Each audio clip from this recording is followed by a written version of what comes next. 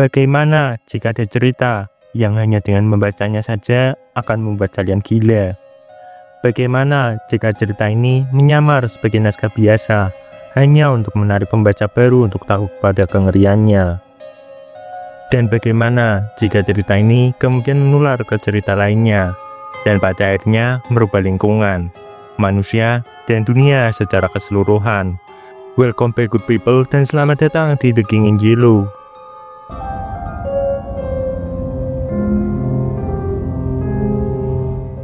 The King in Yellow adalah kumpulan cerita pendek yang diterbitkan oleh Robert W. Chambers pada tahun 1895, menceritakan sebuah naskah fiksi yang disebut The King in Yellow. Aku berharap setelah ini tidak menjadi lebih meta. Melintasi keseluruhan cerita dalam buku Chambers, kita mengetahui bahwa The King in Yellow adalah entitas terlarang yang menjangkiti pikiran siapapun yang membacanya. Mungkin kalian pernah mendengar nama The King in Yellow sebelumnya tanpa mengetahuinya. Cerita yang menginspirasi penulis lain seperti H.P. Lovecraft. BTW, jangan cari nama kucing Lovecraft di Google. Kesalahan terbesar yang pernah kami buat. Cerita dari buku ini sangat jauh melampaui zamannya pada tahun 1895, yang bahkan berlanjut menginspirasi banyak media yang datang setelahnya. Tapi bukan hanya buku Chambers saja yang telah hidup lebih lama dari penulisnya sendiri, tetapi juga sang The King in Yellow itu sendiri dalam cerita yang masih hidup hingga hari ini. Entitas yang telah muncul di puluhan cerita berbeda selama beberapa dekade terakhir. Semuanya merujuk pada naskah terlarang yang sama yang ditulis Chambers pada tahun 1895.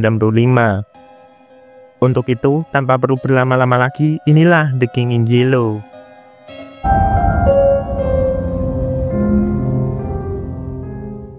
Sebagai penjelasan sebelum memulai, The King in Yellow adalah nama buku Chambers, serta naskah terlarang dalam cerita. Bahkan, buku The King in Yellow itu sendiri dibuka dengan kutipan dari naskah yang dimaksud. Kutipan yang dikenal sebagai Keselda Song. Di sepanjang pantai, gelombang awan pecah. Matahari kembar tenggelam di balik danau. Bayangan memanjang di tim Carcosa. Aneh memang malam di mana bintang-bintang hitam muncul dan bulan-bulan aneh berputar di langit. Tapi lebih aneh lagi, Carcosa yang hilang. Lagu-lagu yang akan dinyanyikan para Hayats, di mana kain compang camping Saraja harus mati tanpa terdengar di dim Carcosa. Nyanyian jiwaku, suaraku mati. Matilah kau tak dinyanyikan, seperti air mata yang tak tertumpah. Akan kering dan mati dalam Carcosa yang hilang. Dari kutipan tersebut, seolah-olah latar dari naskah drama The King in Yellow berada di dunia lain. Mulai dari matahari kembar, bintang-bintang hitam, dan bulan aneh. Dan di mana pun Carcosa berada, tampaknya ia adalah rumah dari The King in Yellow. Dari bahasa yang digunakan dalam naskah tersebut, Carcosa tampaknya hanya ada di masa lalu dan telah lama berlalu. Cerita pendek pertama berjudul The Repairer of Reputations. Cerita pendek ini dibuka dengan kutipan dari buku berbahasa Perancis yang berbunyi, "Jangan mengejek orang gila, kegilaan mereka bertahan lebih lama dari kita. Hanya itu saja perbedaannya." Cerita The Repairer of Reputation berlatar di New York pada tahun 1920-an. Pada tahun tersebut, Amerika dipimpin oleh seorang presiden bernama Winthrop, dan bahwa Kuba, Hawaii, dan Samoa berhasil dibeli oleh Amerika Serikat. Perang dengan Jerman, insiden perebutan kepulauan Samoa oleh negara itu tidak meninggalkan bekas luka yang terlihat pada Republik. Semuanya tambah hebat. Arsitektur-arsitektur tua dihancurkan dan digantikan oleh struktur baru yang lebih indah. Jembatan dan taman-taman baru di seluruh kota telah membuat kehidupan di sana jauh lebih baik. Dunia tanpa kefanatikan atau intoleransi. Meskipun begitu, pemerintah Amerika tidak menerima seseorang dengan etnis dan kepentingan yang berbeda. Misalnya dengan pembentukan negara kulit hitam mandiri, Suwani, dan pelarangan imigran, terutama yang berketurunan Yahudi. Hal ini menyebabkan para imigran dan minoritas untuk diasingkan. Keprogritan pemerintah ini menjadi semakin terlihat jelas dengan peristiwa berikut. Di kota New York, musim panas tahun 1899 ditandai dengan pembongkaran jalur kereta layang. Musim panas tahun 1900 akan terus dikenang oleh warga New York. Patung Dodge disingkirkan pada tahun itu. Pada musim dingin berikutnya, dimulailah agitasi untuk pencabutan undang-undang yang melarang bunuh diri, yang membuahkan hasil akhirnya pada bulan April 1920. ketika lethal chamber pertama dibuka di Washington Square, sebuah ruangan khusus yang telah disediakan oleh pemerintah bagi mereka yang ingin melakukan bunuh diri. Dan dari sinilah protagonis cerita ini, Hildred Costain, mulai berbicara mengenai dirinya sendiri. 4 tahun yang lalu, Hildred jatuh dari kudanya dalam sebuah kecelakaan. Kecelakaannya sangat buruk, sehingga kuda itu terpaksa harus dimatikan. Hal tersebut menyebabkannya dibawa ke tempat Dr. Archer, di mana sang dokter mengatakan bahwa kecelakaan tersebutlah mempengaruhi keadaan otaknya. Meskipun Hildred merasa dia baik-baik saja, Dr. Archer tetap mengirimkannya ke rumah sakit jiwa, di mana dia terpaksa menjalani perawatan untuk kegilaan. Sejak saat itu, Hildred bersumpah akan membuat Dr. Archer membayar atas kesalahannya. Sementara Hildred menggambarkan kecelakaannya tersebut sebagai hal baik, dia juga mengakui hal tersebut telah mengubahnya. Kecelakaannya tersebut telah mengubahnya menjadi pribadi yang lebih baik.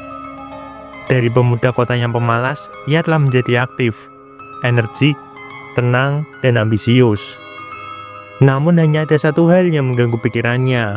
Hildred menertawakan kegelisahannya sendiri, dan itu mengganggunya. Selama waktunya berada di rumah sakit jiwa, Hildred membaca naskah The King in Yellow. Dan meskipun dia mengatakan babak pertama tidak ada pengaruhnya terhadap dia, Hildred masih terpaksa membuangnya ke dalam perapian. Tapi begitu dia melihat kalimat pembuka pada babak kedua, dia terpaku. Dia hanya melihat beberapa kata pada babak kedua, dan dari sana dia mulai menangis dan membawa naskah itu ke kamar tidurnya. Isi dari naskah tersebut mulai mengganggu pikirannya. Hildred tidak bisa melupakan Carcosa, dari matahari kembarnya yang tenggelam di dalam danau hingga bintang-bintang hitam. Pikirannya akan selalu mengingatnya, ingatan dari topeng pucat. Topeng yang dikatakan sebagian orang sebagai topeng yang dikenakan oleh The King in Yellow. Hildred berdoa kepada Tuhan untuk mengutus sang penulis, seperti yang dilakukan sang penulis saat mengutuk dunia ini dengan keindahan ciptaannya yang luar biasa. Tampaknya Hildred bukan satu-satunya seseorang yang memiliki dampak yang mendalam karena cerita ini. Seluruh dunia telah membahas stigma seputar cerita ini. Meskipun tidak ada seorang pun yang dapat mengatakannya secara langsung apa yang salah, semuanya, dari gereja hingga sumber berita, mengatakan naskah tersebut tidak boleh disentuh. Terjemahan dari naskah yang dibuat di Prancis disita oleh polisi, karena buku tersebut dilarang di sana. Menurut Hildred, semua orang mengakui bahwa naskah tersebut adalah seni tertinggi. Tetapi, mereka semua juga mengatakan bahwa tidak seorang pun boleh menyentuhnya, menyebabkan salinan dari naskah tersebut berpindah tangan melalui lingkaran rahasia, seperti yang terjadi pada Hildred, yang kebetulan membelinya saat dia berada di rumah sakit jiwa. Dan meskipun tampaknya bahwa buku tersebut telah dilarang secara luas, ada efek di dunia ini yang tampaknya berasal dari cerita tersebut. Hildred mengatakan bahwa Little Chamber dibangun di Washington Square, dan di depan Little Chamber adalah taman yang indah yang dikelilingi oleh restoran dan kafe. Dia mengatakan bahwa ruang itu sendiri memiliki 6 kolom ionik dan pintu perunggu besar. Dia juga mengatakan sekelompok patung Sister of Fate berdiri di depan pintu, karya seorang pemahat muda, Boris Chevan, yang meninggal dunia di Paris pada usia 23 tahun. Ketika Hildred sedang berjalan melalui alun-alun, upacara pelantikan untuk Little Chamber sedang dilaksanakan. Pada pelantikan ini ada beberapa pejabat pemerintah, termasuk gubernur yang memberikan pidato saat Hildred lewat. Dalam pidatonya, gubernur yakin bahwa dengan adanya Little Chamber, masyarakat akan mendapatkan manfaat dari penghapusan orang-orang tersebut dari mereka. Orang-orang menjadi begitu gila karena membaca The King in Yellow, sehingga masyarakat tidak mempunyai apa-apa lagi yang dapat dilakukan dengan mereka. Masalah yang begitu besar, sehingga pemerintah merasa benar untuk membangun Little Chamber di depan taman-taman kota. Setelah ini, Hildred Costain pergi ke toko Zira yang dikelola oleh seorang pria bernama Hauberg. Ketika Hildred masuk ke toko, Hauberg berkata, "Masuklah Tuan Costain." Dan dengan cepat, putri Hauberg, Constance, berdiri dan berbalik untuk menyambutnya, hanya untuk kecewa ketika dia melihat yang datang adalah Hildred. Hal ini dikarenakan Constance sedang jatuh cinta dengan sepupu Hildred, Louis Costain. Dan Louis saat ini sedang ditempatkan dalam Hildred mengatakan dia suka berada di toko Zira untuk mendengar dentingan logam dan melihat restorasi dan pembuatan baju Zira baja.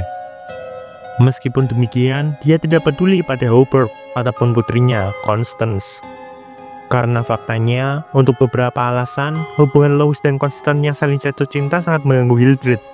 Dan dia mengatakan dalam hatinya bahwa dia akan mengatur masa depan mereka. Dengan cara yang sama, dia berencana untuk mengatur masa depan untuk Dr. Archer, yang mungkin bukanlah hal yang baik. Setelah berbincang-bincang, Hildred mengungkapkan bahwa alasan sebenarnya dia berada di sana adalah untuk melihat pria yang tinggal di atas toko, seorang pria bernama Tuan Wild. Ketika Hildred mulai berjalan ke atas, Howberk mencoba menghentikannya dan mengatakan, Tuan Wild hanyalah orang gila. Hal ini membuat Hildred marah. Tidak hanya saat mendengar Howberk menyebut Tuan Wild sebagai orang gila, tapi juga dengan penyebutan kata orang gila dan tidak waras. Dan mungkin kebenarannya ada di tengah-tengah, antara dia adalah orang bijak yang tahu dan orang gila. Karena menurut Howberk, Tuan Wild benar bahwa baju Zira ini memiliki beberapa komponen yang hilang. Tetapi Wild juga pernah menuduh Howberk sebagai seseorang yang membunuh kekasih istrinya, dan kemudian merubah namanya. Howberk dan Constance tampaknya berpikir bahwa Tuan Wild hanyalah orang gila, dan Hildred benar-benar menjadi kesal dengan pemikiran tersebut. Jadi, Hildred pergi ke atas dan membuka pintu di ujung lorong, dan Tuan Wild mengizinkannya masuk. Tuan Wild memiliki kulit berwarna kuning layaknya seseorang yang mampu laut, dan merupakan seseorang yang sakit-sakitan. Dia juga tidak memiliki telinga, dan tempat di mana telinganya seharusnya berada, dia menggantikannya dengan lilin berwarna merah muda yang diikatkan pada kawat perak. Bahkan pada lengan kirinya, dia sama sekali tidak memiliki jari. Tapi sepertinya, hal itu tidak menyebabkan kesulitan badannya. Hildred kemudian melanjutkan dan mengatakan bahwa Tuan Wild sangat kecil, hampir tidak lebih dari anak berusia 10 tahun. Tapi lengannya sangat berkembang, dan bahannya setebal seorang atlet. Banyak yang menyebutnya orang gila, tapi menurut Hildred, dia sama warasnya seperti orang lain. Tuan Wild adalah seseorang yang begitu eksentrik. Hildred mengatakan, suatu hari dia pernah menyaksikan pertarungan antara Tuan Wild dan kucingnya, yang hampir membunuh Tuan Wild saat dia mencoba mengganggunya. Mungkin saja, alasan Tuan Wild tidak memiliki jari dan daun telinga adalah karena kucing tersebut mengambilnya saat Tuan Wild mencoba mengganggunya. Tuan Wild menyebut dirinya sebagai tukang reparasi reputasi, seseorang yang memperbaiki reputasi orang lain yang telah hancur. Menurutnya, orang-orang akan mengirim surat dan uang untuk memesan jasanya. Dalam pekerjaannya, Tuan Wild membuat orang-orang ini untuk memiliki kedudukan yang lebih tinggi di masyarakat. Dan dia kemudian melanjutkan dengan mengatakan bahwa dia memiliki 500 orang yang membutuhkan jasanya. Biaya dari jasanya ini masing-masing antara 100 hingga 500 dolar per orang. Semua orang, dari pengusaha ternama hingga politisi, mencari jasanya. Setidaknya, itulah yang dikatakan Tuan Wild kepada Hildred. Sementara Hildred dan Tuan Wild sedang berbicara, seseorang mengetuk pintu sebelum Tuan Wild mengusirnya. Ketika Hildred bertanya siapa itu, Tuan Wild mengatakan bahwa itu adalah Arnold Stylitt, pemilik dan kepala editor dari surat kabar besar New York Daily. Hildred kemudian bertanya pada Tuan Wild, di manakah catatannya? Dan Tuan Wild menyerahkannya salinan The Imperial Dynasty of America. Manuskrip tersebut dengan halaman-halaman yang usang hanya karena terus-menerus diserahkan dan dibaca oleh Hildred Castaigne, membahas tentang dinasti kekaisaran yang menyebar dari Carcosa hingga Amerika. Manuskrip dimulai dengan kata-kata ketika dari Carcosa, Hayats, Astor, dan Aldebaran, yang menunjukkan bahwa masing-masing adalah rumah leluhur dinasti tersebut, dan berlanjut ke Louis Castaigne, lahir 19 Desember 1887. Hildred Castaigne, putra tunggal Hildred Castaigne senior dan Edith Castaigne yang pertama dalam suksesi. Segera setelah Hildred selesai membaca manuskrip tersebut, saat itulah Tuan Wild bertanya mengenai kabar Constance dan Louis. Dia mencintainya, jawab Hildred singkat. Dan Tuan Wild juga mengatakan bahwa Hildred dapat menyelesaikan urusannya dengan Dr. Archer kapanpun dia mau. Berdasarkan judul manuskrip tersebut, dapat diasumsikan bahwa The Imperial Dynasty of America merinci semacam kudeta yang akan terjadi. Dan kudeta ini khusus untuk The King in Yellow.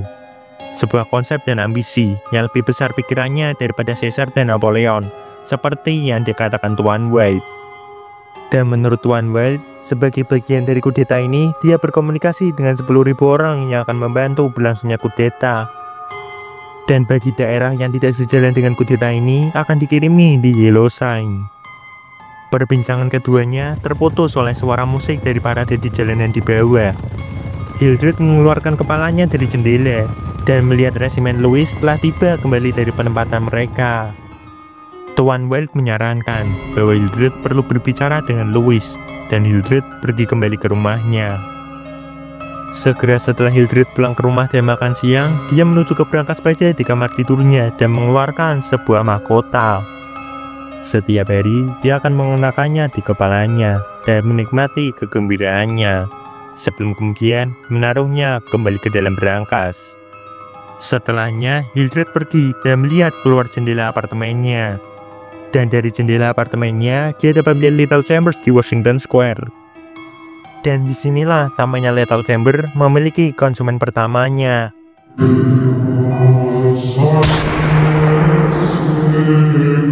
Setelah ini, Hildred pergi menemui sepupunya, Louis, dan segera terlihat betapa berbedanya kedua pria tersebut.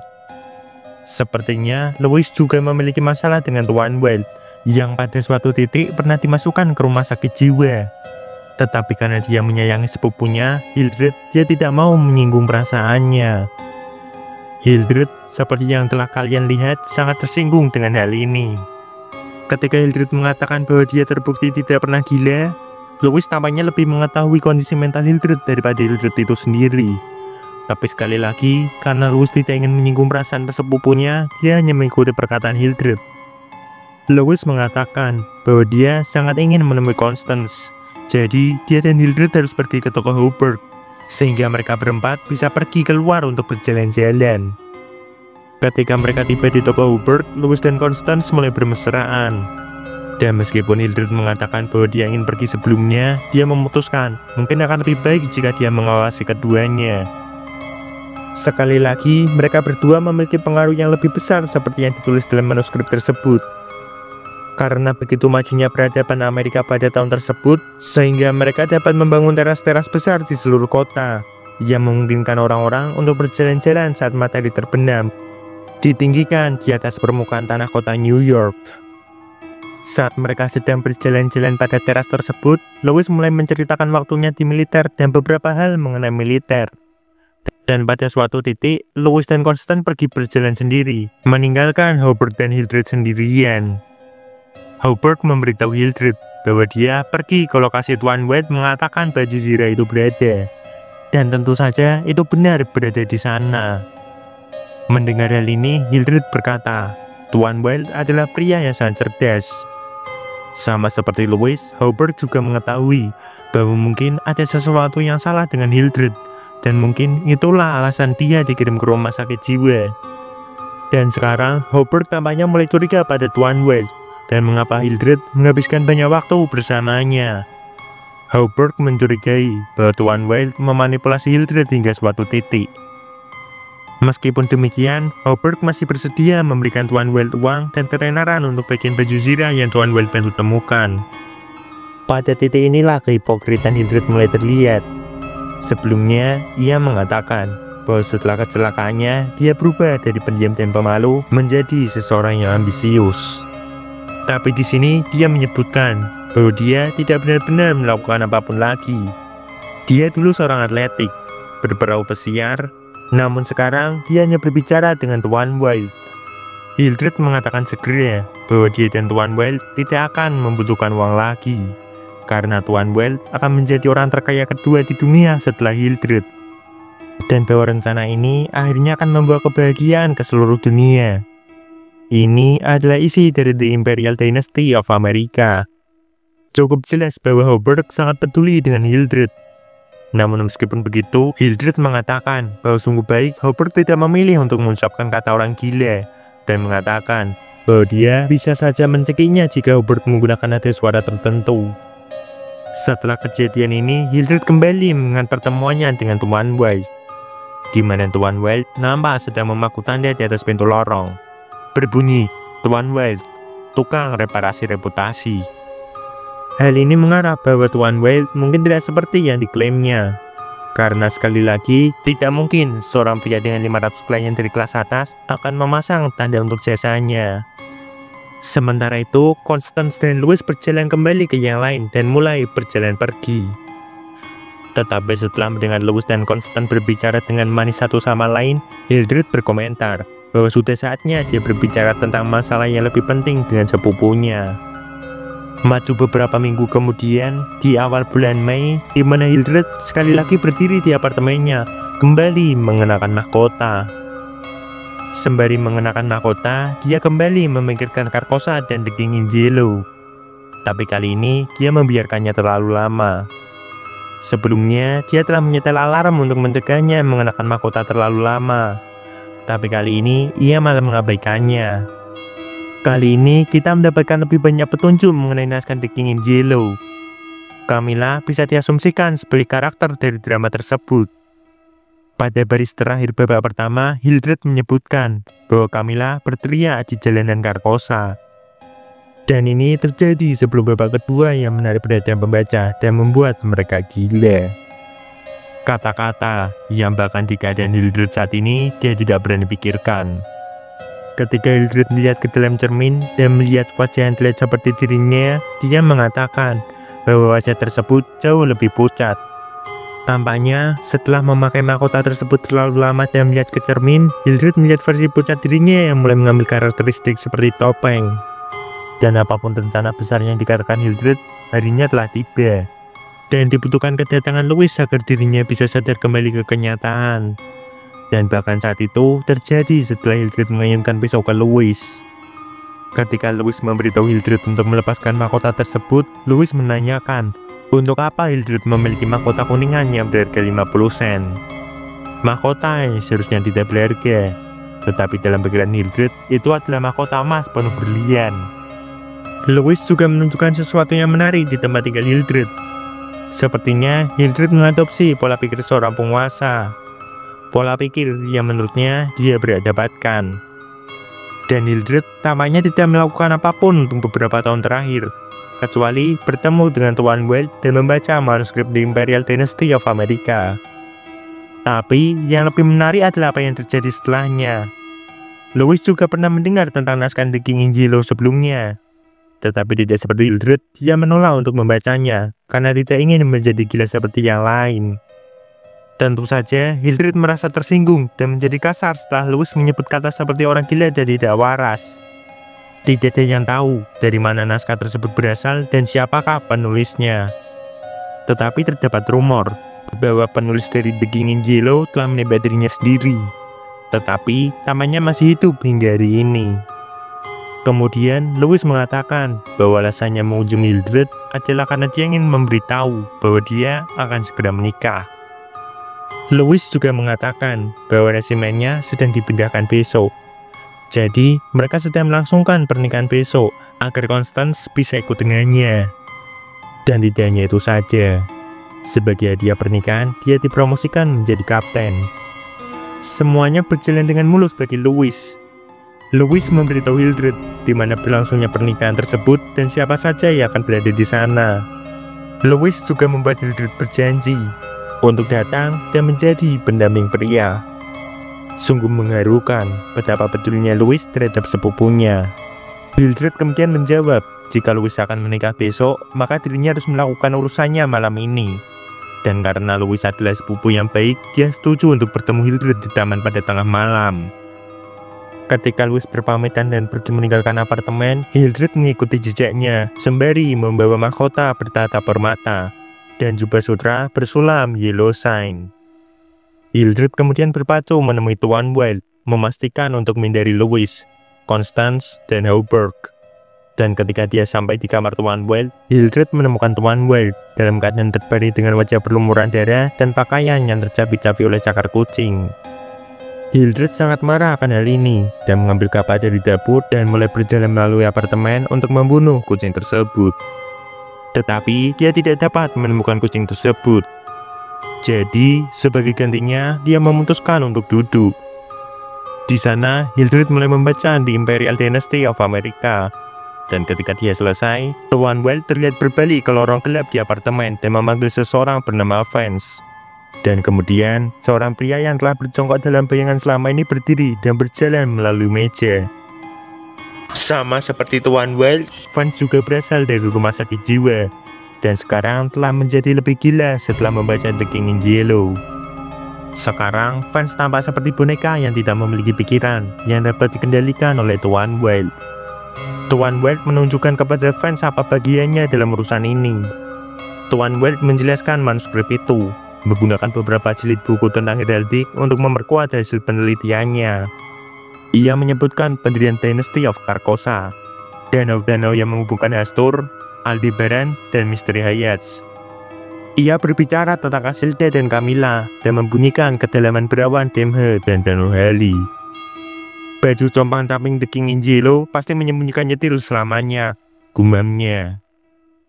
Kemudian, sedikit demi sedikit, ia menuntun Vance menyusuri cabang-cabang keluarga kekaisaran, ke Wood dan Tel, dari Nautalba dan Phantom of Truth, hingga Aldenis. Lalu sambil menyingkirkan manuskrip dan catatannya, ia memiliki kisah menakjubkan tentang raja terakhir. Dan ketika Tuan Wild selesai membaca manuskrip tersebut, dia menuju ke arah Hildred dan mengatakan, "Sambutlah sepupu dari sang raja." Sekarang, semuanya menjadi masuk akal. Louis penting dalam rencana mereka, karena menurut Tuan Wild, Louis adalah orang yang akan menjadi raja dari Imperial Dynasty of America. Tetapi Hildred percaya bahwa Louis tidak layak menjadi raja terakhir. Louis bahkan tidak mengetahui isi dari manuskrip ataupun The King in Yellow. Jadi Hildred merasa bahwa dia lebih cocok untuk tahta ini, dan dia tidak akan membiarkan Louis menghalangi jalannya.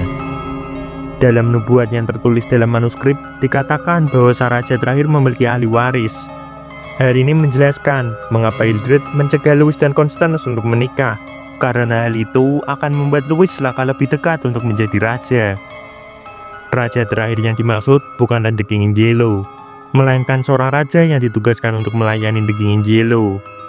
Mereka melihat The King in Yellow sebagai seorang dewa, dan raja terakhir ini hanyalah agen dari The King in Yellow di bumi, yang akan memimpin sebuah kekaisaran atas nama The King in Yellow. Dia juga mempermasalahkan Constance yang merupakan putri dari Warburg, seorang Marquis of Avonshire. Dan jika putrinya, Constance, menikah dengan Louis di Imperial Dynasty of America, ini akan membawa masalah keluarga kerajaan pada mereka. Dan tentu saja, Hildred ingin tahta itu menjadi miliknya. Dia mengatakan, sudah tiba saatnya orang-orang harus mengenal portret dari Hastur. Dan seluruh dunia tunduk pada bintang-bintang hitam yang menggantung di langit di atas Carcosa. Kemudian, Tuan Wild menggambar sketsa kasar di kamar-kamar Hoburg. Terungkap, alasan Vance ada di sini adalah karena Tuan Wild ingin dia untuk mengeksekusi Hoburg, sehingga dia tidak dapat menghalangi rencana mereka. Dan Hildred, yang meyakini dirinya sebagai calon raja terakhir, menandatangani rencana tersebut dengan stempel raja. Setelah ini, Hildred pergi ke Washington Square, tempat Lethal Chamber berada untuk bertemu dengan Louis di tengah malam. Saat menunggu, dia melihat seorang pria kelaparan yang berdiri melihat ke seberang jalan di samping Lethal Chamber, memperhatikannya dan datang untuk menceritakan kesengsaraannya. Hildred memberinya uang. Dia tidak tahu kenapa, dan pergi tanpa mengucapkan terima kasih kepadanya. 1 jam kemudian, orang buangan lain datang dan menceritakan kisahnya. Hildred mempunyai selembar kertas kosong di sakunya, yang dicoret-coretnya dengan yellow sign, dan kemudian dia serahkan padanya. Pria tersebut segera memahami arti tanda tersebut dan meletakkannya di dadanya. Tampaknya mereka yang sudah gila mengetahui arti dari yellow sign. Mungkin alasan Lethal Chamber diletakkan di sana adalah karena begitu banyaknya orang gila di sana akibat naskah The King in Yellow. Saat melihat keindahan jalanan di malam hari, Hildred seketika teringat dengan tokoh Hoburg dan keindahan baju zirah yang akan dibuatnya. Meskipun dia tidak mengatakannya dengan langsung, setiap kali dia memikirkan hal-hal yang baik, ia akan teringat dengan Hoburg. Pada akhirnya, pada tengah malam, Louis bertemu Hildred. Keduanya duduk di bangku, dan Hildred mengungkapkan alasannya meminta Louis untuk datang menemuinya di tengah malam. Hildred menyerahkan manuskrip di Imperial Dynasty of America dan menyuruh Louis berjanji untuk membaca manuskrip tersebut dari awal sampai akhir tanpa bertanya apapun. Ia pun mulai membaca, mengangkat alisnya dengan ekspresi bingung dan aneh. Bibirnya seakan-akan menyebut, "Sampah busuk ya." Kemudian dia tampak agak bosan, tetapi tampaknya demi Hildred, dia melanjutkan membacanya hingga akhir. Perlu diingat, Louis belum terpapar oleh bacaan The King in Yellow maupun ajaran Tuan Wild. Baginya, manuskrip tersebut hanyalah sebuah fantasi tentang dominasi dunia yang tidak masuk akal. Louis tampak bersimpati dengan Hildred, seorang pria yang sakit jiwa yang telah dimanfaatkan oleh Tuan Wild. Setelahnya, Hildred menunjukkan Yellow Sign pada Louis, tetapi dia tampaknya tidak mengenalinya, dan Hildred menarik perhatiannya dengan agak tajam. Seketika membuat Louis menjawab pertanyaan Hildred dengan nada menyanjung dan sangat lembut, seolah-olah ia menyadari ada yang salah dengan Hildred. Kemudian Hildred mengungkapkan kepada Louis bahwa dia telah menyelesaikan urusannya dengan Dr. Archer saat dia membunuhnya kemarin malam. Louis menjadi pucat pasi, tetapi tidak bergerak. Hildred melanjutkan dengan mengatakan bahwa masih ada 3 orang yang harus diwawancarai demi kepentingan Tuan Wild. Mereka adalah Louis, Tuan Hubert, dan putrinya, Constance. Louis mencoba untuk menyetujui dengan memberikan apapun yang diinginkan Hildred, yakni kekuasaannya sebagai seorang raja terakhir. Hildred seketika menyebutnya melakukan hal yang sama dengan yang dilakukan Dr. Archer saat berbicara padanya. Tetapi ketika dia mengancam Louis, Vance berlari ke Lethal Chamber, yang berarti Hubert dan Constance telah berhasil dieksekusi. Mengetahui hal ini, Louis mengancam akan menembaknya karena dia mengira Hildred sedang dalam perjalanan untuk menyakiti Constance atau Hubert. Tetapi secepatnya mereka sampai di toko Hubert, Louis kehilangan minat setelah dia memastikan Constance dan Hubert baik-baik saja. Namun, Hildred yang masih mempercayai mereka berdua seharusnya sudah mati berjalan menuju apartemen Tuan Wild. Hildred tidak melakukan banyak hal di sana selain menjelaskan kepada Louis bahwa Louis sekarang berada di pengasingan dan bahwa Hildred sekarang adalah raja yang sah. Hildred percaya bahwa dia telah naik tahta, tetapi saat berdiri di sana dengan pakaian kebesarannya, dia mendengar seorang pria mengerang di lorong, dan ternyata itu adalah Tuan Wild yang telah diterkam hampir mati oleh kucingnya. Jadi dalam kemarahan, Hildred mengambil pisau dan menggunakannya untuk membunuh kucing tersebut sebelum menghampiri Tuan Wild. Tampaknya Tuan Wild akhirnya tewas diterkam oleh kucingnya, dengan tenggorokan yang terkoyak dan tangan yang termutilasi. Setiap harapan dan ambisinya seketika hancur bersama dengan tuannya yang mati. Dan tentu saja, mengingat keributan yang terjadi, polisi datang dan menangkap Hildred, yang mengira Hildred telah membunuh Tuan Wild dengan pisau yang dibawanya. Ketika Hildred akan dibawa ke rumah sakit jiwa, dia melihat Hubert tua, dan di belakangnya adalah Louis. Dan lebih jauh lagi di sudut, seorang perempuan, Constance, menangis pelan. Hildred ditemukan tewas keesokan harinya di dalam kamar rumah sakit jiwa untuk kriminal.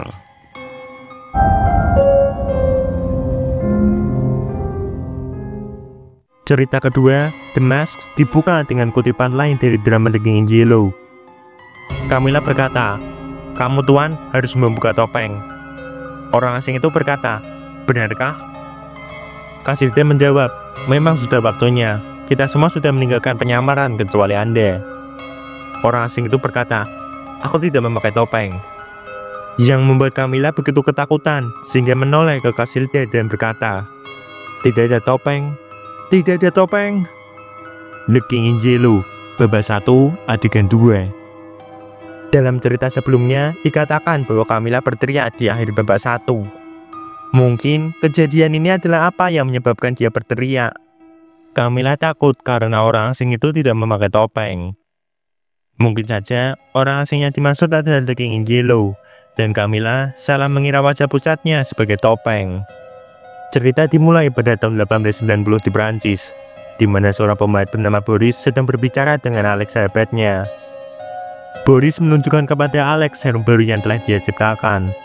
Serum tersebut nampak seperti air jernih, tetapi jika ada makhluk hidup yang jatuh ke dalamnya, akan langsung berubah menjadi marmer dengan garis-garis biru muda, di mana pembuluh darah dulunya berada, dan sedikit bercahaya di tengahnya. Setiap kali makhluk hidup dijatuhkan ke dalam, setelah reaksi kimia ini berlangsung, seberkas cahaya muncul darinya yang memungkinkan marmer untuk diangkat keluar. Alex bertanya pada Boris, apa yang akan terjadi jika dia mencelupkan tangannya ke dalam sebelum cahaya muncul darinya. Boris mengatakan dia tidak tahu, tetapi Alex mungkin tidak seharusnya mencobanya. Bahan kimia tersebut memungkinkan Boris untuk mengubah makhluk hidup menjadi patung marmer sempurna. Keduanya berteori, mungkin sinar kemasan yang datang dari serum adalah jiwa atau energi kehidupan makhluk yang sekarang telah berubah menjadi marmer. Boris telah menikah dengan seorang wanita bernama Genevieve, dan sama seperti Boris, Alex juga berpikir Genevieve cantik sekali. Boris tampaknya tidak tersinggung dengan komentar ini, karena mereka bertiga adalah teman dekat. Mungkin sedikit terlalu dekat. Melalui perbincangannya dengan Boris, terungkap Alex adalah seorang pelukis. Tahun lalu di sebuah pameran galeri seni, dia membuat ukiran marmer Madonna. Patung itu sangat dipuji dan dicari. Tapi, itu membuat Boris gugup dengan apa yang akan dia lakukan selanjutnya. Alex juga menyebutkan bahwa di studio Boris terdapat patung The Fates yang belum diselesaikan. The Fates atau Sister of Fates adalah motif yang cukup umum ditemukan, terutama dalam patung atau karya seni yang memiliki pengaruh Yunani. Mereka digambarkan sebagai tiga wanita yang menciptakan tahapan kehidupan. Yang pertama, menciptakan kehidupan seseorang sejak lahir. Yang kedua, memutuskan peristiwa yang akan terjadi sepanjang hidup seseorang. Dan yang ketiga, memutuskan kematian seseorang. Patung ini adalah patung yang sama yang ditemukan di depan Lethal Chambers yang dibuat oleh Boris Yovon. Boris yang sama dalam cerita ini. Kembali ke cerita, pada suatu saat, Alex dan Boris keduanya mencintai Genevieve. Sampai suatu hari, Genevieve memberitahu Alex dengan air mata di matanya bahwa Borislah yang dicintainya. Dan tampaknya Alex mengikhlaskan keputusan tersebut karena dia berteman dengan mereka berdua dan ia ingin agar mereka bahagia. Tetapi sangat jelas bahwa emosi-emosi tersebut sangat sulit untuk dikubur. Alex mulai membayangkan Genevieve dan membandingkannya dengan Madonna. Bahkan dia mulai bermimpi mengenainya. Sementara itu, Boris sibuk memikirkan serum yang mengubah benda menjadi marmer. Dia khawatir dengan efek yang ditimbulkan serum ciptaannya terhadap dunia seni. Saat mereka berbicara, Boris mengatakan dia telah menciptakan elemen baru. Dan ketika Alex bertanya apa namanya, Boris berkata dia belum menamainya. Tepat setelah Boris menuduh Alex dengan bercanda kalau dia iri dengan apa yang Boris miliki, hanya untuk Alex kemudian membalikan pembicaraan kembali ke Genevieve. Sangat dipahami bahwa mereka bertiga benar-benar dekat. Namun sungguh aneh, ketika Alex melihat Genevieve muncul, hal pertama yang ia tanyakan adalah mengapa Genevieve tidak mengecupnya menggunakan jarinya seperti biasa. Genevieve kemudian masuk ke ruangan lain, dan Boris dan Alex berdiskusi bahwa Genevieve bertindak sedikit aneh. Ketika Genevieve mengundang Alex untuk ikut makan siang bersama mereka, Genevieve langsung memeluk Boris dan mengatakan bahwa selain Boris, Alex adalah satu-satunya orang yang ia cintai di dunia ini. Cukup manis. Tapi, Boris tampaknya mengabaikan banyak tanda peringatan, sesuatu yang akan dia sesali segera. Pada titik ini, Genevieve sedang melakukan apa yang Alex sebut sebagai April Maneuver, di mana Genevieve akan berubah dari titik tertinggi ke titik terendah emosinya bolak-balik. Dia berubah dari mengabaikan Alex menjadi mengatakan bahwa Alex adalah pria yang dicintainya kedua di dunia. Tapi sekali lagi, mereka bertiga masih dihitung muda. Dan tampaknya, meskipun ada beberapa cinta tak terbalaskan, mereka semua menikmati kehidupan yang baik di sekitar satu sama lain. Boris dan Genevieve tinggal di semacam hotel, dan di dalam hotel ini, Boris memiliki ruangan seperti tempat pemandian dalam ruangan, di mana terdapat patung-patung marmer yang indah di sepanjang tepi ruangan, dan kemudian di bagian tengahnya adalah kolam cekung. Saat di ruangan inilah, Alex mengerjai Boris dengan berpura-pura menjadi patung Cupid yang Boris sedang kerjakan. Dan sambil bercanda, Boris hampir mendorong Alex ke dalam kolam di tengah ruangan, sebelum mengingat bahwa dia telah mengisi kolam dengan serum. Meskipun sebelumnya dia mengatakan bahwa serum tersebut hanya akan menimbulkan masalah, dan rahasia bagaimana cara pembuatannya harus mati bersamanya, dia malah membuat lebih banyak serum untuk mencoba mengubah makhluk hidupnya lebih besar menjadi patung marmer. Meskipun dia mengakui penemuan baru ini sebagai hal yang buruk, dia tidak bisa menahan diri untuk belajar lebih lanjut tentang hal itu. Selain Boris dan Alex, terdapat seniman lain yang bekerja di dalam hotel ini. seorang pelukis bernama Jack Scott. Setelah dia selesai bekerja untuk hari ini, Alex memutuskan untuk pergi ke ruang merokok di dalam hotel. Dan saat berbaring di sofa, dia tertidur. Alex tidur di rumah Boris semalaman, dan saat dia terbangun di tengah malam, dia melihat Genevieve menangis dan memainkan piano. Tapi ketika Alex mencoba memanggilnya, dia terjatuh ke tanah.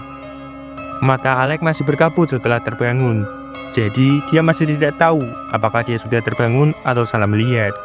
Tidak ingin Genevieve tahu bahwa dia mendengar tangisannya. Genevieve tampaknya sangat merasa terganggu dengan sesuatu.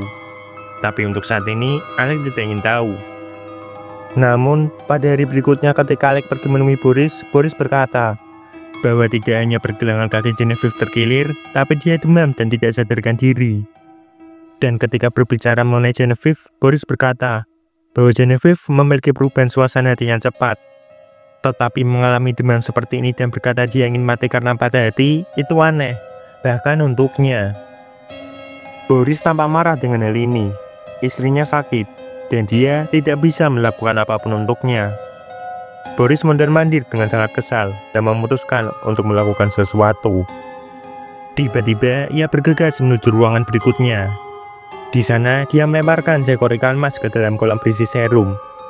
Dalam gelombang air dan sinar cahaya, ikan tersebut berubah menjadi patung marmer. Jack Scott kemudian datang dan memasuki permainan itu. Begitulah ia menyebutnya. Tak ada cara lain selain mencoba eksperimen pada kelinci putih itu saat itu juga. Alex tidak akan menghentikan Boris dari melakukan hal ini. Tapi dia tidak mau melihat kelinci putih tersebut berubah menjadi marmer. Jadi, Alex memutuskan untuk mengalihkan waktunya. Dia mengambil buku secara acak dan duduk di studio untuk membaca. Dan apa yang ia temukan adalah The King Angelo. Masih belum diketahui efek yang ditimbulkan The King Angelo terhadap Alex. Tapi sudah terdapat tanda bagaimana cerita tersebut telah mempengaruhi Boris dan Genevieve. Sekali lagi, buku itu ada di studio mereka, jadi sudah dipastikan mereka berdua membacanya. Boris berhasil menemukan serum yang dapat mengubah makhluk hidup menjadi marmer. Dan dia mengatakan proses pembuatannya sangat mudah, sehingga dia tidak tahu bagaimana para ilmuwan belum memikirkannya. The King Angelo mempengaruhi mereka yang berpikiran lemah. Namun bagi para seniman, bagi mereka yang berkecimpung di dunia pikirannya sehat, hal tersebut justru memberi mereka ide. Cerita tersebut tidak membuat Boris gila, tetapi memberinya ide untuk menciptakan serum yang membuatnya terobsesi. Sementara Boris hanya mendapatkan sedikit pengaruh yang sekedar membuatnya memikirkan serum tersebut, pengaruh The King Angelo terhadap Genevieve dan Alex-nya baru saja membacanya sangat berbeda. Genevieve mencintai Boris, dan tampaknya ia senang dengan situasi yang dimiliki ketiganya. Sampai baru-baru ini, dia tiba-tiba tidak. Genevieve duduk tegak, dengan pipi merah padam dan mata berbinar-binar, mengoceh tanpa henti dan menolak perintah Boris yang lembut. Dan segera setelah Alex membaca The King Angelo, Genevieve menunjukkan perasaannya kepada Alex.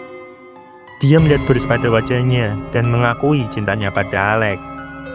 Dan sekarang Alex, di bawah pengaruh The King Angelo, melihat bahwa istri sahabatnya jatuh cinta padanya. Ketika Alex dan Jack pulang dan melihat bahwa Alex juga akan sakit, Jack masuk ke dalam rumah Boris dan memanggil dokter sekali lagi. Hal terakhir yang diingat oleh Alex adalah ketika ia mendengar Jack berkata, "Demi Tuhan, dokter, apa yang membuatnya jatuh sakit hingga memasang wajah pucat seperti itu?" Alex pun teringat akan The King Angelo dan topeng pucat. Dan bukan karena pengaruh cerita yang menyebabkan dia menjadi sakit, tetapi adalah apa yang Genevieve katakan padanya. Yang membuatnya sakit adalah sesuatu yang The King Angelo masukkan ke dalam hidupnya. Pengetahuan bahwa istri temannya sungguh-sungguh mencintainya. Semua emosi Alex sebelumnya telah terdorong dan tidak terasa benar untuk membicarakan semuanya ke permukaan. Sekarang, The King Angelo telah sepenuhnya memegang kendali atas Alex. Semua pembicaraannya tentang bagaimana dia telah menahan emosinya selama 2 tahun. Betapa dia sangat bahagia dengan hidupnya. Tetapi sekarang sudah tidak memuaskannya. Sekarang, dia selalu berbicara tentang bagaimana di malam hari dia selalu memikirkan tentang Genevieve. Dan meskipun itu mengkhianati Boris dan Genevieve, dia tidak bisa menahan diri. Dan pada siang hari, dia memakai topeng. Tapi di malam hari, topengnya akan terlepas. Dia memiliki penglihatan Genevieve tergeletak di lantai dan menggodanya. Dan pada saatnya sama di mana pikirannya sedang membangun gambaran Genevieve sebagai seorang yang menawan, pikirannya menggambarkan Boris memiliki berbagai monster yang terbuat dari batu merangkak dari kolamnya. Selain itu, Alex juga memikirkan The King Angelo yang terbungkus mantelnya yang compang-camping. Dan seruan ketir Casilda, "Bukan atas kami, oh raja, bukan atas kami." Dengan gelisah, Alex berusaha melupakannya. Tetapi ia malah melihat danau Wali, tipis dan kosong, tanpa riak atau angin yang mengaduknya, dan melihat menara-menara Carcosa di balik rembulan. Aldebaran, Hayat, Allard, dan Hastur meluncur melalui celah-celah awan saat mereka lewat seperti kain compang-camping The King Angelo. Namun meskipun begitu, Alex mencoba tetap waras. Dia mencoba berpikir bahwa Boris dan Genevieve adalah teman-temannya, dan dia tidak ingin menyakiti hati mereka. Dia mengatakan beberapa orang yang berbeda, mungkin dokter dan teman-teman, datang berdiri di atasnya. Setelah itu, mereka mengatakan kepadanya bahwa ini tidak mungkin. Tetapi Alex tahu bahwa setidaknya sekali Boris membungkuk di atasnya. Setelah beberapa hari, Alex mulai merasa lebih baik. Alex mengatakan bahwa ketika Jack Scott menemaninya selama dia sakit, Jack tidak pernah menyebutkan apapun tentang Boris atau Genevieve. Dia mengasumsikan hal ini disebabkan oleh kecanggungan akibat ledakan amarah Genevieve, dan Alex sudah memutuskan dalam pikirannya bahwa dia akan menyapa mereka, memastikan semuanya baik-baik saja, lalu menghilang dari kehidupan mereka selamanya. Bagian yang lebih besar darinya, bagian yang setiap pada keduanya, tidak menginginkan salah satu dari mereka untuk terluka. Ketika Alex sudah benar-benar siap, suatu hari dia memanggil Jack dan berkata bahwa ia ingin menemui Boris sekarang juga dan menyampaikan salamnya yang paling dalam untuk Genevieve. Dengan berat hati, Jack memberitahu Alex bahwa mereka berdua telah meninggal. Seketika, Alex terjerumus ke dalam amarah yang meluap-luap. Ia mengoceh dan mengutuk dirinya sendiri hingga kambuh, seolah tak sanggup lagi menanggung penderitaan lebih lanjut. Suatu hari, ketika Jack memberi Alex surat dan kunci rumah Boris, ia menerimanya tanpa gemetar dan memintanya untuk menceritakan semuanya. Jack mulai bercerita dengan sangat pelan. Hari itu, ketika Jack meninggalkan Alex dalam perawatan dokter dan kembali ke Boris, ia mendapati Boris sedang mengerjakan patung Fetch. Genevieve, katanya, sedang tidur di bawah pengaruh obat-obatan. Boris benar-benar gila, dia terus bekerja tanpa bicara lagi. Dan Jack memperhatikannya. Tak lama kemudian, Jack melihat sosok ketiga dalam kelompok itu. Ia menatap lurus ke depan, ke seluruh dunia, memperlihatkan wajah Boris. Tidak seperti yang pernah dia lihat sebelumnya. Boris benar-benar gila. Dia terus bekerja tanpa bicara lagi, dan Jack memperhatikannya. Tampaknya, The King Angelo telah melaksanakan tugasnya. Ia berhasil menciptakan perpecahan di antara ketiganya. Dan sekarang, ia memaksa Boris pada akhir hidupnya untuk mengukir wajahnya sendiri pada patung yang merepresentasikan kematian. Boris bekerja, dan Jack mengawasinya dalam diam. Dan mereka terus seperti itu sampai hampir tengah malam. Lalu, mereka mendengar pintu terbuka dan tertutup rapat dari kamar sebelah. Boris melompat masuk dan Jack mengikutinya. Tapi, mereka terlambat. Genevieve terbaring di dasar kolam, tangannya di dada. Lalu, Boris menembak dirinya sendiri tepat di jantungnya. Dalam surat wasiatnya, Boris menulis bahwa dia menyerahkan semua harta miliknya pada Alex. Dan yang paling mengerikan adalah bahwa Jack menyebutkan bahwa Genevieve sekarang adalah patung di depan Madonna di dalam rumah Boris yang sekarang Alex miliki. Jack juga menyebutkan bahwa dengan bantuan dokter, ia menghancurkan semua catatan dan bukti mengenai cara membuat serum, seperti yang diharapkan Boris ketika ia mengatakan rahasia cara membuatnya harus mati bersamanya. Tidak diketahui alasan mengapa The King Angelo membiarkan Alex tetap hidup. Mungkin saja Alex berhasil selamat karena kemanusiaan dan kesetiakawanannya. Karena dia berpegang teguh tidak ingin menyakiti salah satu dari mereka, dia mampu mematahkan kutukannya telah ditimpakan The King Angelo. Jadi, Alex pergi ke rumah yang sekarang menjadi miliknya dan datang ke pintu studio yang terkunci, di mana patung Genevieve sekarang berdiri. Dan dia tidak dapat membuat dirinya membuka pintu. Jadi, dia mengunci rumah dan memutuskan untuk berpergian selama beberapa tahun. Selama waktunya berpergian, dia tetap berhubungan dengan Jack Scott. Dan dalam salah satu surat, Jack berkata, "Apa yang kau ceritakan tentang melihat Boris membungkuk di atasmu saat kau terbaring sakit, merasakan sentuhannya di wajahmu, dan mendengar suaranya, tentu saja menggangguku. Apa yang kau gambarkan ini pasti terjadi 2 minggu setelah ia meninggal. Aku berkata dalam hati bahwa kau sedang bermimpi, bahwa itu bagian dari deliriummu. Tetapi penjelasan itu tidak memuaskanku, begitu pula dirimu." Dalam surat lain yang ditulis Jack berbunyi, "Aku tak punya urusan sendiri, tapi aku lebih gelisah daripada jika aku punya. Aku tak mampu menghilangkan kecemasan aneh tentangmu. Itu bukan kekhawatiran, melainkan penantian yang tak tertahankan. Tentang apa, Tuhan yang tahu. Aku hanya bisa bilang itu melelahkanku. Malam-malam, aku selalu memimpikanmu dan Boris. Aku tak pernah bisa mengingat apapun setelahnya. Tapi, aku terbangun di pagi hari dengan jantung berdebar kencang. Dan sepanjang hari, kegembiraan itu meningkat hingga aku tertidur di malam hari untuk mengingat pengalaman yang sama. Aku benar-benar kelelahan karenanya, dan telah bertekad untuk mengakhiri kondisi mengerikan ini. Aku harus menemuimu." Setelah keduanya bertemu, mereka mendiskusikan beberapa hal. Mereka pergi ke makam Boris, dan Alex berkomentar bahwa mereka harus menempatkan patung Madonna untuk mengawasinya. Setelah beberapa tahun telah berlalu dan melihat Jack, Alex sudah siap untuk kembali ke rumah Boris yang sekarang adalah miliknya. Dia mulai hidup di sana dan menikmati daerah sekitar dan mengelilingi semua ruangan dari rumah. Kecuali tentu saja studio yang menyimpan patung Genevieve. Sampai suatu hari, dia tidak ada lagi. Setelah tinggal di rumah tersebut selama beberapa waktu, dia menjadi putus asa untuk melihat wajah Genevieve lagi. Bahkan, jika itu hanya wajah batu dari apa yang ada. Dia pergi ke patung marmer Genevieve dan sudah ada di sana selama bertahun-tahun dan mencium gaunnya. Tak lama kemudian, seorang pembantu datang dan membawakan Alex sebuah surat. Surat itu berasal dari Jack Scott. Dan Jack sangat ketakutan, mengatakan bahwa dia berdoa untuk Alex dan memiliki sebuah penglihatan. Apapun yang sedang dilakukan Alex, dia tidak boleh meninggalkan rumah, dan Jack akan datang ke sana. Saat Alex membaca ini, sang pembantu berdiri di sana sambil memegang akuarium dengan 2 ikan mas. Pembantu mengatakan bahwa seseorang di rumah sedang mempermainkannya. Di mana 2 patung ikan mas berada sebelumnya, sekarang ada 2 ikan mas hidup yang menggelepar-gelepar.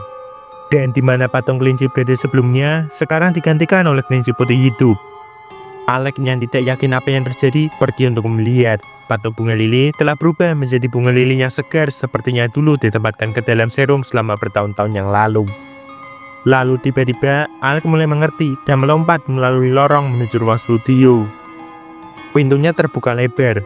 Sinar matahari menyinari wajahnya, dan melaluinya Madonna tersenyum saat Genevieve mengangkat wajahnya yang memerah dari sofa marmernya dan membuka matanya yang mengantuk. Genevieve kembali hidup dan mungkin saja menghabiskan sisa hidupnya bersama Alex. Secara harfiah, cinta sejati menghancurkan kutukan.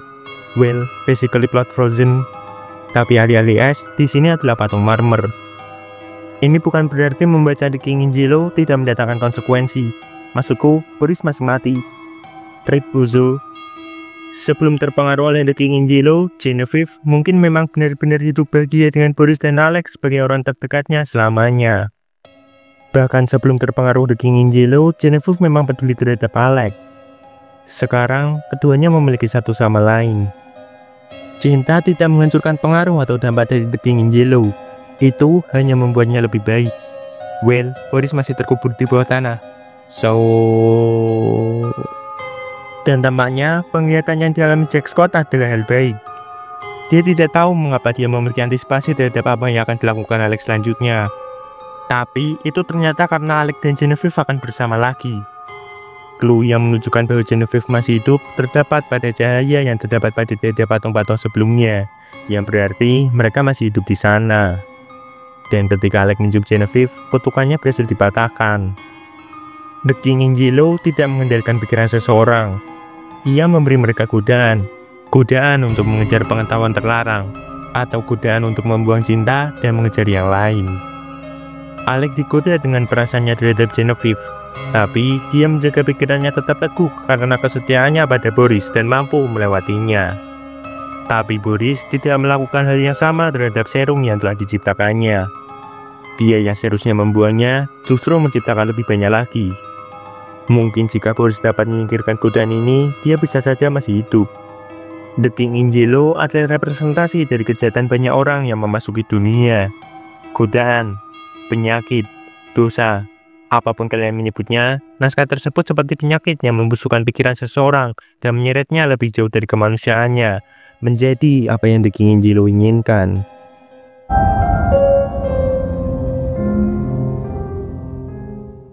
In the Court of the Dragon dibuka dengan kalimat, "Oh, engkau yang membara dalam hati bagi mereka yang terbakar di neraka, yang apinya akan kau bakar sendiri. Berapa lama lagi engkau berseru, kasihanilah mereka Tuhan.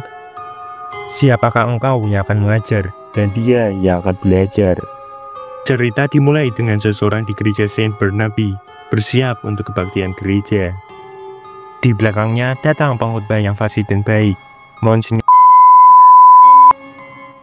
Sang protagonis mulai membicarakan betapa indahnya gereja tersebut. Dia berbicara tentang betapa dia suka datang ke sini dan mendengarkan musik organ yang indah. Tapi hari ini musik organnya terdengar berbeda. Dia mengatakan, hari ini musik organ terdengar menyeramkan untuk beberapa alasan. Dari tempatnya duduk, dia tidak bisa melihat siapa pemain organ tersebut.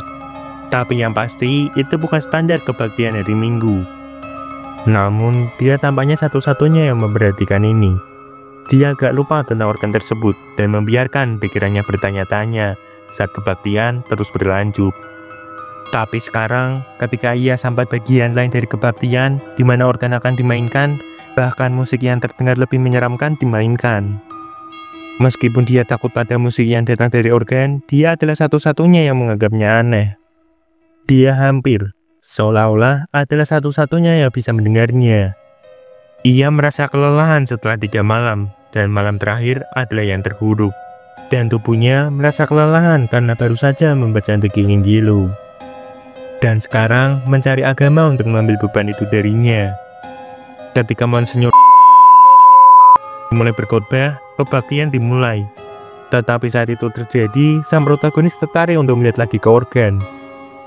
Dia melihat pemain organ menyeberang dari organ ke pintu kecil yang mengarah ke jalan di luar. Dia mengatakan bahwa dia adalah seorang pria ramping, dan wajah putih pucatnya yang berbanding terbalik dengan mantel hitamnya. Tapi sang protagonis sudah senang melihatnya pergi dan membalikan pikirannya kembali ke khotbah. Monsignor Si mengatakan bahwa jiwa itu sendiri tidak akan dapat terluka. Tetapi sang protagonis tidak pernah sampai mendengarkan sisa dari khotbah saat pemain organ menarik perhatiannya. Seorang pemain organ yang digambarkan memiliki wajah pucat seperti sebuah topeng. Sang pemain organ baru saja keluar beberapa saat sebelumnya dan terlalu cepat baginya untuk kembali ke organ dan memainkannya lagi, terutama tanpa disadari sang protagonis. Pada akhirnya, sang protagonis meyakinkan dirinya sendiri bahwa dia hanya berhalusinasi. Pasti ada pintu samping lainnya yang lebih dekat ke organ dan hanya berjalan-jalan di luar gereja, dan dia punya masalah dengannya untuk suatu alasan. Tapi siapa yang peduli? Dia berkomentar kepada dirinya sendiri, lagi pula aku ada di gereja sekarang, dan jika memang ada tempat untuk iblis maupun makhluk jahat yang lepas, itu tidak akan berada di sini. Tetapi sang protagonis juga merupakan seorang hipokrit. Dari yang dulunya adalah seseorang yang putus asa dan bersyukur karena bisa berada di gereja, hingga berbicara tentang betapa konyolnya bahwa biarawati akan meminta sejumlah uang kepadanya untuk gereja. Bahkan mengejek pendeta dan sifatnya yang tabah. Dia mulai mengulang-ulang sebuah puisi pada dirinya sendiri. Sebuah puisi berjudul Up the Villa, Down in the City. Sebuah puisi yang menceritakan tentang kekonyolan kebaktian gereja.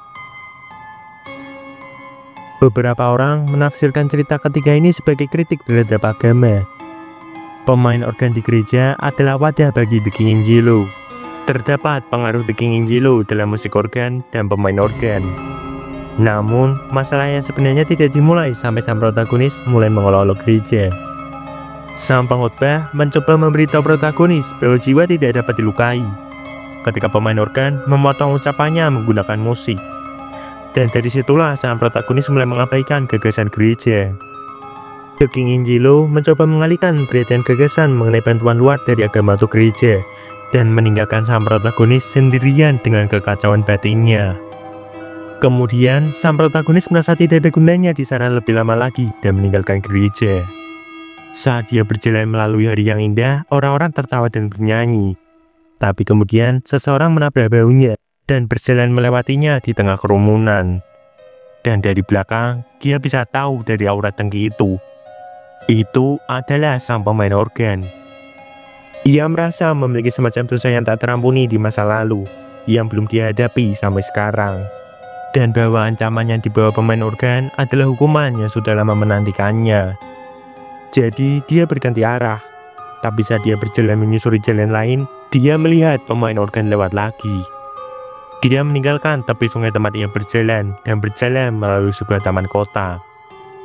Ada sebuah keniscayaan bahwa sang pemain organ semakin dekat dan dekat, dan sang protagonis masih saja mencoba melarikan diri darinya. Dia terus berjalan dan melewati kerumunan, dan pemain organ muncul dari kerumunan dan hampir menjadi sangat dekat dan menyentuhnya. Dia mengatakan tulangnya terasa seperti besi. Dia tidak menunjukkan tanda-tanda tergesa-gesa, lelah, atau perasaan manusia apapun.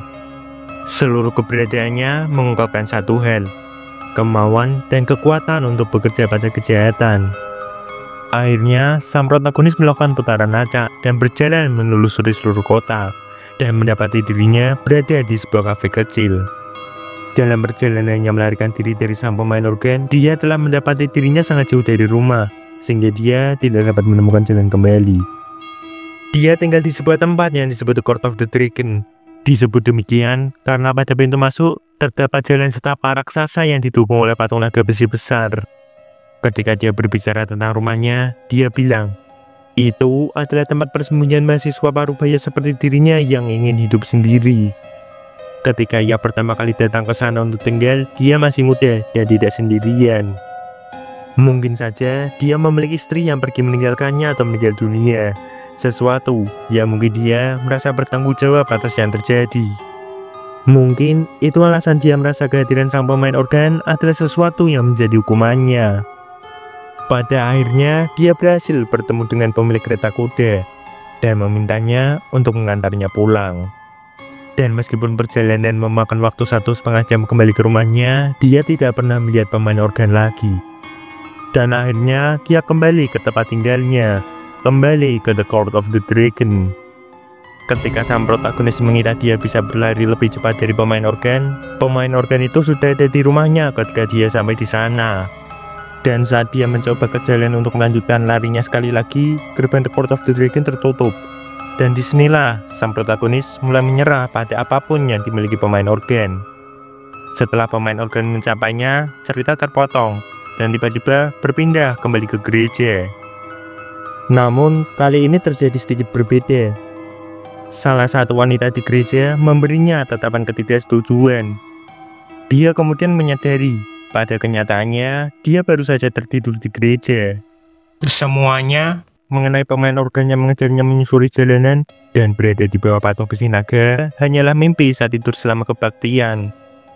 Dia berpikir untuk dirinya sendiri, bahwa pemain organ itu semuanya ada di kepalanya saja. Sampai dia mendengar dan melihat pemain organ berjalan bersama kerumunan yang keluar dari gereja. Jadi, sang protagonis berdiri dari kebaktian gereja, menganggap semuanya baik-baik saja. Tapi begitu dia melihat pemain organ, semuanya menghilang. Dan dia sekali lagi berada di wilayah The King Angelo. Dia mendapati dirinya berada di Danau Hali, dan dia melihat menara Carcosa di balik bulan. Di sini hampir tampak bahwa Carcosa adalah akhirat, bahwa kerajaan The King Angelo adalah semacam neraka atau neraka bagi mereka yang tunduk pada The King Angelo ditarik ke dalam. Dia mengatakan bahwa pemain organ selalu berubah wajahnya, tetapi tidak untuk dia. Mungkin saja The King Angelo memanipulasi wajah pemain organ dan musik yang dia mainkan sebagai metode untuk meneror protagonis kita. Atau bahkan Mungkin sang pemain organ itu sendiri adalah wadah penyamaran bagi The King Angelo di kerumunan orang-orang. Tampaknya The King Angelo juga suka bermain-main dengan korbannya. Dia pernah membuatnya percaya bahwa semua ini hanyalah mimpi, sebelum kemudian melakukannya sekali lagi dengan menunjukkan bahwa dia sebenarnya ada di wilayah The King Angelo. Cerita ditutup dengan The King Angelo yang berbisik, "Sungguh mengerikan, jatuh ke tangan Tuhan yang hidup." Ini adalah sebuah frasa yang sering terdengar di Alkitab dan gereja, terutama gereja pada tahun tersebut. Jadi, The King Angelo tengah memanipulasi ikonografi keagamaan untuk menggambarkan dirinya sebagai Tuhan ataupun dewa. Cerita ini tampaknya menghubungkan The King Angelo ke banyak hal konsep keagamaan, hal-hal seperti iblis dan kematian. Tapi apa yang kita lihat di sini secara harfiah adalah bahwa seseorang yang terdampar The King Angelo akan diteror oleh penglihatan pelayan dan agen The King Angelo. Pemain organ akhirnya menangkapnya di rumahnya, dan sekarang di akhirat dia sudah sepenuhnya takluk pada The King Angelo.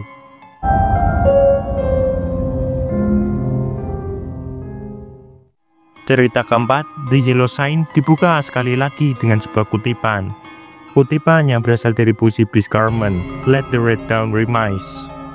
Berikut adalah kutipan yang dimaksud. Biarkan fajar merah menduga-duga. Apa yang akan kita lakukan ketika cahaya bintang biru ini mati? Dan semuanya sudah berakhir. Fajar merah dan bintang-bintang biru terdengar sangat mirip dengan Casilda Song dan gambaran di dalam Carcosa. Tapi dalam puisi lengkap Carman, berlanjut setelahnya, "Jika kita telah mengasihi tetapi jauh di bawah matahari, biarkan yang terakhir. Besok akan kuceritakan apa yang kita telah lakukan." Puisi penuh ini mengatakan kepada kita untuk mencintai selagi kita bisa. Kita tidak punya waktu untuk selamanya. Cerita keempat ini mengikuti seorang pelukis bernama Tuan Scott. Tuan Scott adalah orang Prancis dan tinggal di kota New York sekitar tahun 1920. Meskipun tidak dikatakan secara eksplisit, Tuan Scott dari cerita ini adalah Jack Scott dari The Mask. Setidaknya itulah yang dipercayai banyak pembaca. Tuan Scott adalah seorang pria tua, seorang pelukis dari Perancis. Tuan Scott memiliki apartemen dan studio yang menghadap ke gereja bernama Saint Cecily. Dan segera Tuan Scott mengatakan bahwa dia merasa terus diawasi oleh pria berwajah pucat yang berdiri di luar gereja. Sebagai seorang pelukis, Tuan Scott bekerja dengan model telanjang bernama Tessie. Tuan Scott terus membuat kemajuan dalam lukisannya, dan kemudian membatalkannya karena tidak menyukai hasil warnanya. Dia menggambarkannya sebagai warna yang sakit-sakitan dan tidak sehat. Tuan Scott terus menggosok terpentin dan mencoba memperbaiki warna gambarnya. Tapi saat dia mencoba memperbaikinya, lukisan itu menjadi lebih buruk. Dia menyebutnya seperti infeksi yang dimulai di suatu tempat dan kemudian menyebar ke seluruh lukisan. Dia akhirnya meminta Tessie datang untuk melihat. Tessie berkata, "Apa yang telah kau lakukan?" "Tidak ada," gerutu Scott. "Ini pasti karena terpentin. Betapa buruknya warnanya sekarang." Tessie melanjutkan, "Apakah kulitku menyerupai keju hijau?" "Tidak," kata Tuan Scott dengan marah. "Apakah kau pernah mengenalku melukis seperti itu sebelumnya?" kata Tuan Scott dengan marah. "Tidak, tentu saja." "Baiklah, kalau begitu itu pasti karena terpentin atau sesuatu," Tessie mengakuinya. Tuan Scott terus mengerjakan lukisannya, dan itu semakin memburuk, sampai akhirnya dia menjadi begitu frustasi dan melempar kuasnya melalui kanvas. Tessie memarahinya karena tindakannya, dan kemudian saat dia berpakaian mengatakan, "Semuanya berjalan salah sejak kamu kembali dari jendela dan membicarakan tentang pria tampan yang kau lihat di halaman gereja." Jadi setelah mengamati pria berwajah pucat itu di halaman gereja, lukisan itu sendiri terinfeksi dengan warna yang tidak sedap dipandang. Tuan Scott kemudian melihat keluar jendela dan melihat seorang pria berdiri diam di luar. Tessie datang untuk melihat dan mengatakan bahwa dia mengingatkannya pada pria yang dilihatnya dalam mimpinya. Tuan Scott mengolok-oloknya karena ini, sebelum dia mengatakan bahwa Tuan Scott ada dalam mimpi itu juga. Tessie mempunyai mimpi buruk berulang kali ini, mengenai kereta jenazah lewat di bawah jendelanya, dikendarai oleh penjaga di depan gereja, dan Tuan Scott tergeletak hidup di belakangnya. Dia mengalami mimpi ini 3 kali, dan tampaknya setiap kali dia tidur berjalan menuju jendela dan mencondongkan tubuh keluar. Tadi malam dia melakukannya dan membiarkan dirinya basah kuyup di bawah hujan, tapi terus bermimpi tanpa memedulikan. Tuan Scott mencoba memberitahu Tessie bahwa dia hanya menjadi gelisah tanpa alasan. Keesokan harinya, seorang pelayan, Thomas, datang ke Tuan Scott untuk membawakannya koran. Thomas juga mengatakan bahwa gereja Katolik tepat di luar baru saja dijual. Tuan Scott benar-benar bersyukur atas hal ini, bukan karena dia tidak menyukai gereja, tapi karena dia tidak menyukai orang-orang di gereja ini. Alasan dia tidak menyukai orang-orang di gereja agak konyol. Dia mengatakan alasannya membencinya adalah karena sang pengkhotbah yang belak-belakan, yang setiap katanya bergema di rumahnya. Dia lalu mengatakan bahwa ada juga seorang organis yang begitu buruk dalam memainkan organ, sehingga Scott berharap gereja menggantikannya dengan beberapa mahasiswa dan memainkan melodi yang lebih sederhana, sehingga dia tidak harus mendengarkan orang itu lagi. Dan kemudian setelah itu, dia mengatakan bahwa meskipun sang pendeta adalah orang baik, ia berbicara dengan cara yang menyebalkan. Thomas dan Tuan Scott terus mengobrol, dan Thomas mengatakan, pada suatu malam saat ia bersama beberapa wanita, Thomas melihat penjaga gereja menatapnya dengan cara yang tidak menyenangkan, menyebabkan Thomas untuk pergi dan memukulinya. Tapi ketika dia melakukannya, Thomas merasakan kepalanya begitu lembut dan lembek. Dan ketika Thomas menarik tinjunya menjauh, jari tengah orang itu ikut tertarik. Seolah-olah pria tersebut hanya sekantong tulang dan kulitnya berkeliaran menjaga gereja. Tessie kemudian datang, dan Tuan Scott mulai melukis lukisan baru. Dan saat Tessie menceritakan malam setelah dia meninggalkan rumah Tuan Scott kemarin, dia mengatakan dia dan teman-temannya pergi ke kota dan menggoda seorang pria. Tuan Scott menunjukkan bahwa dia peduli dengan Tessie dan mencoba untuk memberi dia beberapa saran agar tetap aman ketika mencoba menggoda atau berbicara dengan pria baru. Dan Tessie meyakinkannya bahwa orang ini adalah seorang gentleman. Semuanya berjalan dengan baik, dan Tuan Scott dan Tessie berkomentar bahwa lukisan hari ini terlihat jauh lebih baik. Saat berbicara mengenai Tessie, Tuan Scott merasa bahwa mungkin dia memiliki perasaan terhadap Tessie. Tapi mungkin karena dia lebih tua daripada dia, mungkin karena dia hanya berasumsi bahwa Tessie memiliki cara hidup yang berbeda, bahwa dia tertarik pada pria yang bukan dirinya. Tuan Scott tidak mengatakan apapun. Dia bahkan kemudian melanjutkan dengan mengatakan bahwa dia hanya ingin Tessie bahagia, apapun itu artinya. Tapi ketika dia memikirkan hal ini untuk dirinya sendiri, Tuan Scott mulai berbicara dengan Tessie. Tuan Scott mengatakan bahwa tadi malam dia baru saja mengalami mimpi buruk yang sama yang dialami Tessie, tetapi dari sudut pandang Tuan Scott yang berbaring di peti mati. Tessie mulai menangis, dan Tuan Scott menenangkannya. Akhirnya Tuan Scott bertanya apa yang begitu dia takuti, meyakinkannya mimpi ini hanyalah mimpi. Tessie mengatakan bahwa dia mengkhawatirkan Tuan Scott. Kemudian Tessie bergumam dengan suara hampir tak terdengar, Aku peduli padamu." Pada awalnya Tuan Scott mulai tertawa, tetapi ketika dia memahaminya, Tuan Scott tidak lagi menyembunyikan perasaannya untuknya. Setelah ini, Tessie pulang ke rumah, dan Tuan Scott berpikir tentang bagaimana dia tidak akan lagi menyangkal cintanya terhadap Tessie. Sebelumnya dalam hidupnya, dia pernah mencintai seorang wanita bernama Sylvia. Tapi saat ini, saat dia berjalan di luar, memikirkan tentang bagaimana dia dan Tessie berciuman sebelumnya, dia berbicara dalam hati bahwa dia telah mencintai Sylvia untuk waktu yang lama dan berharap untuk menunggunya kembali. Tetapi dia tidak pernah melakukannya. Sekarang dia sedang mengalami pergulatan batin, karena meskipun dia mencintai Tessie, dia tidak tahu apakah itu berarti menyerah pada cinta yang pernah dimilikinya. Meskipun dia berdebat dengan dirinya sendiri, mengatakan bahwa dia tidak layak dicintai, mengatakan bahwa Tessie pantas mendapatkan yang lebih baik, dia memutuskan untuk memberikan cintanya sebuah kesempatan.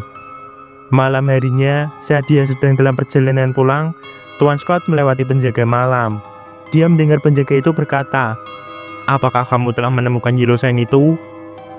Yellow sign adalah simbol yang menunjukkan The King in Yellow. Secara harfiah adalah tanda tangan atau segel dari sang raja. Tapi Tuan Scott belum melihat yellow sign. Dia bahkan belum menemukan buku The King in Yellow. Meskipun tampaknya dia belum membaca The King in Yellow, sang raja tampak mengenalnya dengan baik. Keesokan harinya, Tessy datang dan memberi Tuan Scott ciuman.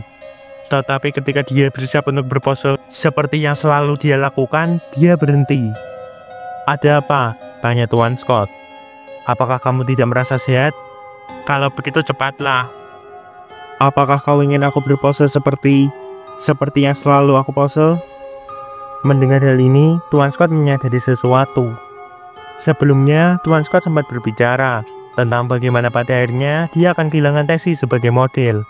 Karena pada akhirnya dia akan menikah dengan seorang pria, dan mungkin akan pindah, atau tidak ingin berpose lagi. Tapi sekarang ironisnya, Tuan Scott adalah pria yang mencuri Tessy dari dirinya sendiri. Dia sekarang telah kehilangan modelnya, karena sebelumnya ini murni transaksional. Tessy tidak mengatakan secara langsung bahwa dia tidak ingin berpose. Tapi Tessy menyembunyikan lukisan yang sedang Tuan Scott kerjakan, sehingga membuat Tuan Scott mempunyai waktu untuk merubah pikirannya. Tessy berakhir mengenakan pakaian baru yang dicerahkan oleh Tuan Scott, dan mereka melukis seperti biasa.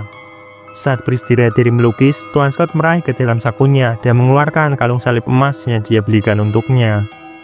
Tessy kemudian pergi ke ruangan lain dan menunjukkan bahwa dia juga membawakannya hadiah. Itu adalah yellow sign. Simbol tersebut tidak ditulis dalam bahasa Arab maupun Cina. Bahkan, itu tidak ditulis dalam bahasa manusia manapun. Tuan Scott mengatakan bahwa simbol tersebut nampak indah. Padahal nyatanya dia kesal karena Tessy menghabiskan uang sebanyak itu padanya. "Dia tidak membelinya," jawab Tessy. "Dia menemukannya tergeletak begitu saja setelah pulang dari akuarium. Itu terjadi pada musim dingin yang lalu, hari yang sama ketika ia mulai bermimpi kereta jenazah." Alasan Tessy mulai mengalami mimpi berulang ini dan melibatkan Tuan Scott adalah karena Tessy adalah orang pertama yang menemukan yellow sign, meskipun dia tidak tahu apa maksudnya. Dan serangkaian peristiwa inilah yang menyebabkan penjaga malam berdiri di luar gereja, dan pada kemarin malam menanyakan simbol tersebut pada Tuan Scott. Keesokan harinya, Tuan Scott mengatakan dia sedang memindahkan sebuah lukisan di pagi hari, ketika dia terjatuh dan terkilir pada pergelangan tangannya. Dia terkilir sampai seperti titik bahwa dia tidak dapat melukis. Jadi, Tessy baru saja memutuskan untuk tinggal di studio dengannya. Hujan juga turun dengan deras di luar, jadi tidak mungkin bagi keduanya untuk pergi jalan-jalan atau pergi ke restoran. Jadi, mereka hanya duduk saja di dalam studio dengan bosan. Tuan Scott pergi menuju rak buku untuk mengisi waktunya. Dia mengetahui setiap buku yang ada di sana. Tetapi ketika ia hendak meninggalkan ruangan, dia melihat buku The King in Yellow. Entah bagaimana, dia tidak ingat pernah menempatkannya di sana. Setelah apa yang terjadi terhadap Tuan Castaigne, Tuan Scott telah bersumpah untuk tidak akan membeli, membaca, maupun mendengarkan deskripsi mengenai The King in Yellow. Dan sekarang, entah bagaimana, buku tersebut berakhir di rak bukunya, seolah-olah seseorang telah menempatkannya dengan sengaja. Namun, tampaknya Tessy belum pernah mendengar rumor mengenai cerita ini. Karena ketika Tuan Scott menyuruhnya untuk mengembalikan buku itu ke rak, Tessy justru membaca The King in Yellow selama setengah jam.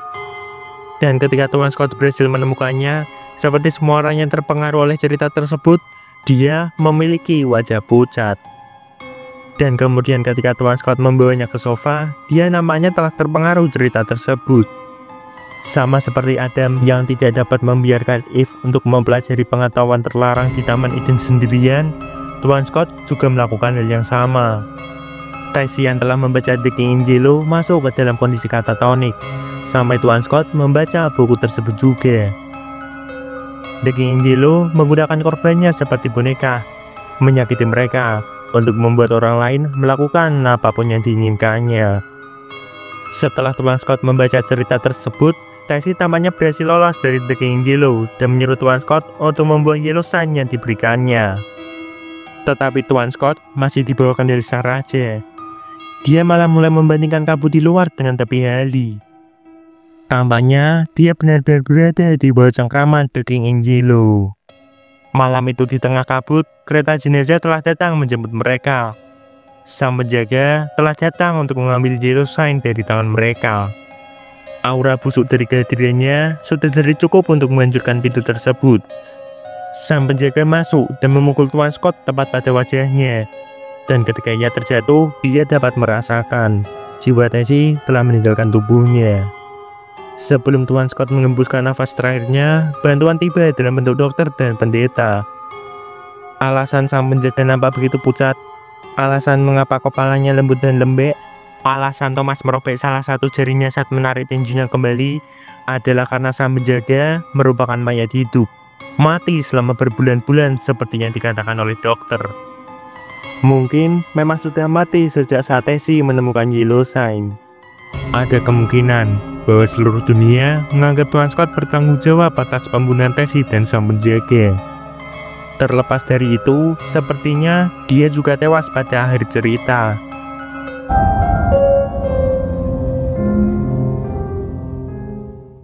Jadi, apa yang sebenarnya terjadi? Siapapun yang terpengaruh oleh The King Angelo akan menjadi sakit-sakitan dan pucat. Sepertinya The King Angelo adalah esensi dari kebusukan atau penyakit. Kemanapun The King Angelo pergi, ia membawa bersama kebusukan kondisi manusia atau penyakit kejahatan di bumi.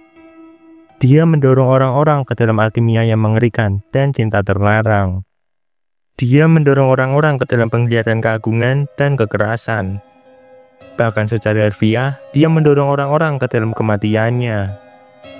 Terkadang mereka membacanya, terkadang mereka berada di jalannya.